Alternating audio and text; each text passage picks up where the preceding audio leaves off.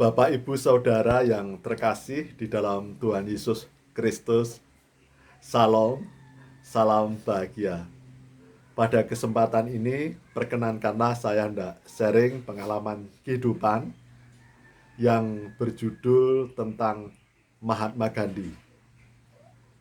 Mengapa Mahatma Gandhi mempraktekkan kehidupan Kristiani tetapi tidak mau menjadi orang Kristen?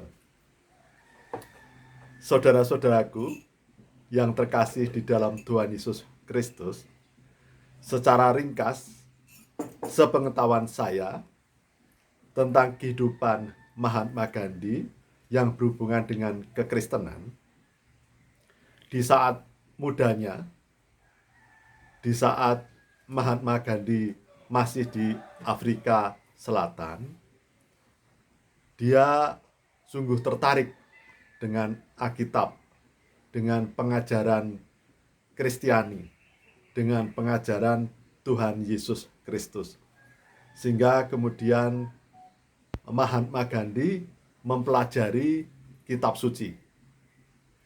Dan secara ringkas kemudian Mahatma Gandhi sungguh menemukan berlian, menemukan mutiara-mutiara kehidupan yang hakiki, yang utama menurut Mahatma Gandhi. Jadi Mahatma Gandhi sungguh merasa bahagia telah menemukan hikmat kehidupan, berlian, mutiara kehidupan di dalam Alkitab, di dalam pengajaran Tuhan Yesus Kristus. Maka Mahatma Gandhi kemudian semangat untuk datang ke gereja, ingin ikut beribadah, mendengarkan pengajaran Tuhan Yesus Kristus yang indah, ingin lebih mempelajari, ingin melihat di dalam alam nyata. Tetapi sungguh betapa terkejutnya Mahatma Gandhi ketika sampai di gereja. Mahatma Gandhi ditolak mentah-mentah karena ada diskriminasi. Betapa hancurnya dan terpukulnya Mahatma Gandhi. Mengapa? Pengajaran Tuhan Yesus Kristus, pengajaran di Alkitab yang begitu indah, tetapi di dalam prakteknya sungguh berlawanan. Saudara-saudaraku, saya harus jujur mengatakan bahwa saya memberikan kesaksian ini karena saya dulu jadi orang Kristen sebagai batu sandungan, bukan menjadi berkat. Walaupun saya sudah lama menjadi Kristen, saya juga sudah aktif beribadah dalam pelayanan, tetapi saya memiliki pribadi ganda, memiliki kehidupan ganda, ada kebaikan dan ada keburukan, dan Tuhan tidak menyukai hal tersebut, karena hidup saya berarti suam-suam kuku dan menjadi batu sandungan, seperti yang disampaikan di dalam Wahyu 3. Tuhan ingin kita sungguh-sungguh hidup benar atau tidak sama sekali. Hidup yang panas atau dingin sama sekali. Bukan suam-suam kuku. Karena hidup suam-suam kuku berarti akan menjadi batu sandungan. Jadi saudara-saudaraku yang terkasih di dalam Tuhan Yesus Kristus, berdasarkan pengalaman Mahatma Gandhi dan pengalaman hidup saya yang menjadi batu sandungan, menunjukkan bahwa Mahatma Gandhi melihat orang-orang Kristen seperti melihat diri saya yang telah menjadi batu sandungan.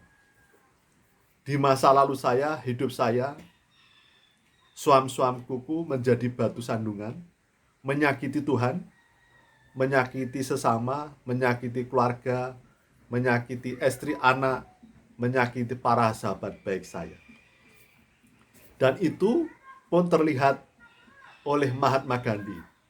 Di gereja juga telah menunjukkan bahwa ada perbedaan di antara pengajaran Tuhan Yesus Kristus dan juga di Alkitab dengan apa yang dilihat oleh Mahatma Gandhi yang sangat berlawanan sama sekali. Oleh karena itu, saudara-saudaraku, marilah kita sungguh-sungguh hidup dalam Tuhan. Memang kita bukan orang sempurna dan tidak akan bisa menjadi sempurna. Tetapi Tuhan Yesus Kristus datang ke dunia ini untuk menyempurnakan kita, sehingga kita bisa hidup kudus, hidup menjadi berkat bagi sesama, untuk dapat menjadi saksi bagi kemuliaan nama Tuhan. Jadi ternyata praktek kehidupan itu lebih nyata menjadi saksi, menjadi kesaksian di dalam kehidupan di sekitar. Orang akan melihat kita sebagai orang Kristen. Kita dilihat menjadi Yesus Kristus yang kecil adalah karena hidup kita, karena perbuatan-perbuatan hidup kita. Jadi saudara-saudaraku, Tuhan Yesus Kristus pun sudah menyampaikan. Di dalam Matius, Tuhan Yesus Kristus sudah berfirman. Banyak orang akan terkejut-kejut ketika sudah di dalam hari penghakiman. Orang yang kelihatan baik, orang yang kelihatan bergereja, rajin beribadah, rajin pelayanan, ternyata hidupnya hanya untuk dirinya sendiri. Dan itu tidak akan diterima oleh Tuhan Yesus Kristus. Banyak orang akan menyesal tapi sudah terlambat. Maka saudara-saudaraku, mumpung kita masih hidup, marilah kita sungguh-sungguh hidup dalam Tuhan. Tuhan berharap kita sungguh-sungguh rendah hati di hadapan Tuhan. Kita sungguh-sungguh remuk hatinya, patah hatinya, hancur jiwanya, untuk menunjukkan kerendahan hati bahwa hidup kita ini sungguh-sungguh hanya karena anugerah kasih Tuhan. Maka janganlah hidup kita dikotori oleh perbuatan-perbuatan yang tidak sesuai dengan kehendak Tuhan. Di dalam tugas, di dalam pelayanan pun adalah semata-mata untuk Tuhan. Jangan sampai kita terlena oleh kekuasaan, oleh harta yang bukan hak kita, oleh cinta yang bukan hak kita. Karena Tuhan sungguh tidak berkenan atas tiga hal tersebut: keangkuhan hidup, keinginan mata, keinginan daging.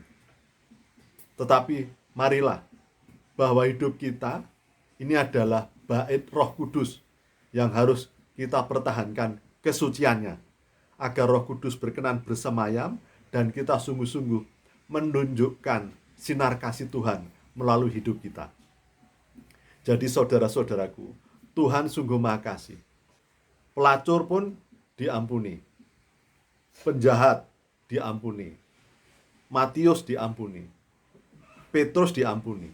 Mengapa diampuni? Karena mau bertobat. Dia menyadari bahwa mereka sungguh-sungguh berdosa di hadapan Tuhan. Itulah kerendahan hati. Jangan sampai kita menjadi tinggi hati, menjadi kesombongan, kepongahan, dan kemudian hidup menurut kedagingan dengan nafsu kekuasaan, nafsu harta yang bukan milik kita, nafsu cinta yang bukan milik kita.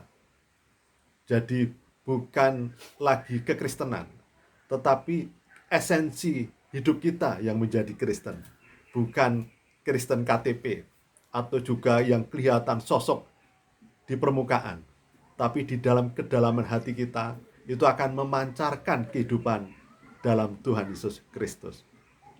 Saudara-saudaraku, saya dulu pernah mengalami kehidupan menjadi batu sandungan. Namun ternyata ketika saya bertobat pun juga tidak mudah. Karena banyak kehidupan orang normal, orang Kristen yang sangat normal pun masih memiliki kehidupan yang tidak sesuai dengan Tuhan dan juga justru melecehkan saya, hanya melihat kelemahan-kelemahan di masa lalu saya.